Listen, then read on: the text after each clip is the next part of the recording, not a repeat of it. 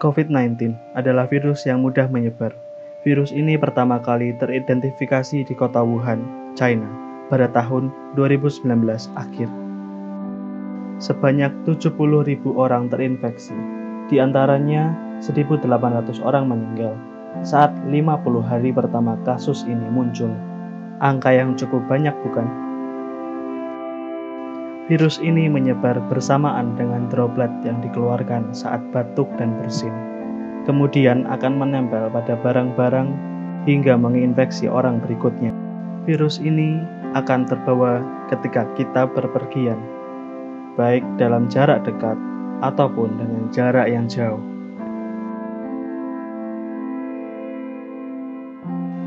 Saat ini, COVID-19 telah tersebar di berbagai belahan penjuru dunia, termasuk Indonesia.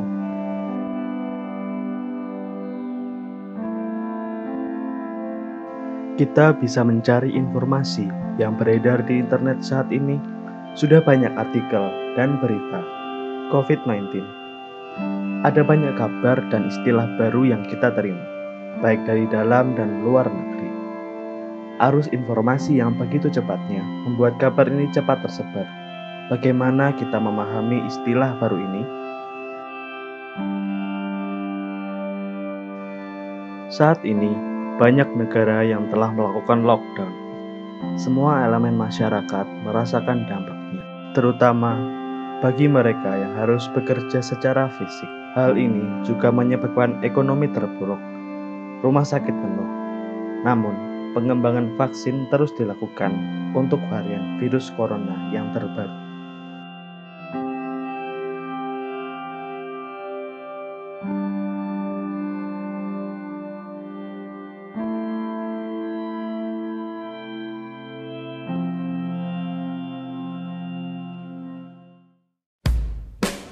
Halo semuanya, perkenalkan saya Ireneo Seno Prasojo dari Subunit 1 Desa Tulungrejo, Kecamatan Bumiaji, Kota Batu. Di kesempatan kali ini saya akan menjelaskan beberapa poin terkait terminologi atau istilah kata yang terdapat pada kasus virus COVID-19. Selamat menonton, semoga bermanfaat.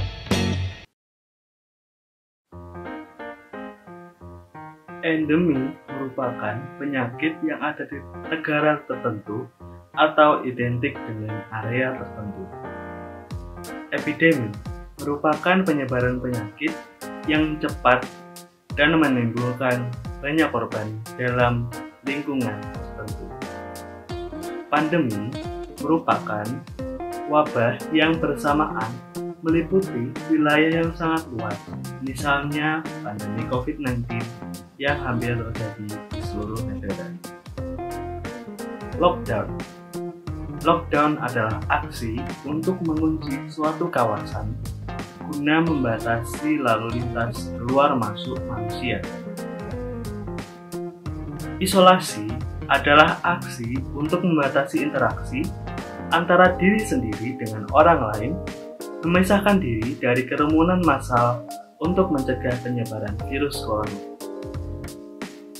Sementara karantina adalah lokasi khusus yang digunakan untuk isolasi untuk mencegah penyebaran virus corona. Berikutnya adalah suspek. Suspek adalah orang yang diduga mengalami infeksi COVID namun belum terkonfirmasi, tetapi hal ini dilakukan pengawasan. Probable adalah orang yang diduga kuat mengalami infeksi COVID karena telah menunjukkan tanda-tanda ataupun gejala penyakit terinfeksi COVID-19, atau bagi mereka yang telah meninggal yang sebelumnya menunjukkan gejala terkena infeksi penyakit COVID-19. Konfirmasi adalah orang yang terkonfirmasi mengalami infeksi COVID-19 dengan tanda-tanda gejala penyakit atau tanpa gejala penyakit. Dengan gejala penyakit disebut sebagai konfirmasi dengan gejala, yang sebaliknya konfirmasi tanpa gejala adalah mereka yang terkonfirmasi tanpa menimbulkan gejala terinfeksi COVID-19. Berikutnya adalah kontak erat.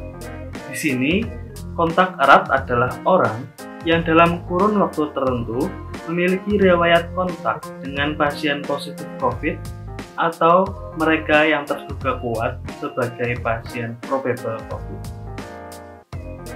Pelaku perjalanan.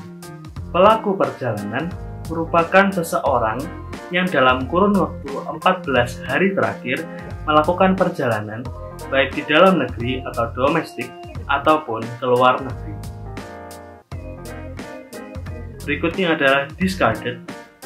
Discarded adalah seseorang yang dengan status suspek, namun setelah melakukan tes RT-PCR dengan hasil yang negatif selama 2 kali berturut-turut dengan selang waktu 24 jam.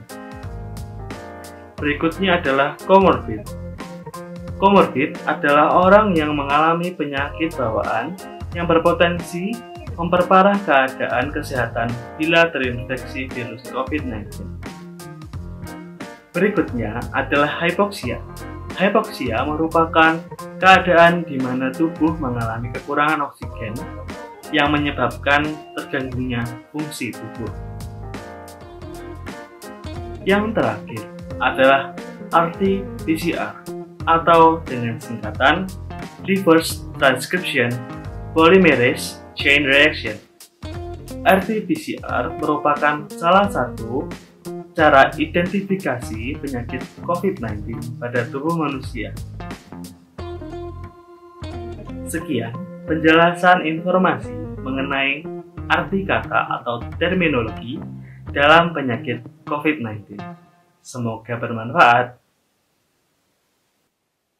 Ya, kira-kira demikian informasi yang saya bisa sampaikan. Kurang lebihnya mohon maaf. Semoga dapat bermanfaat dan stay safe, sehat selalu.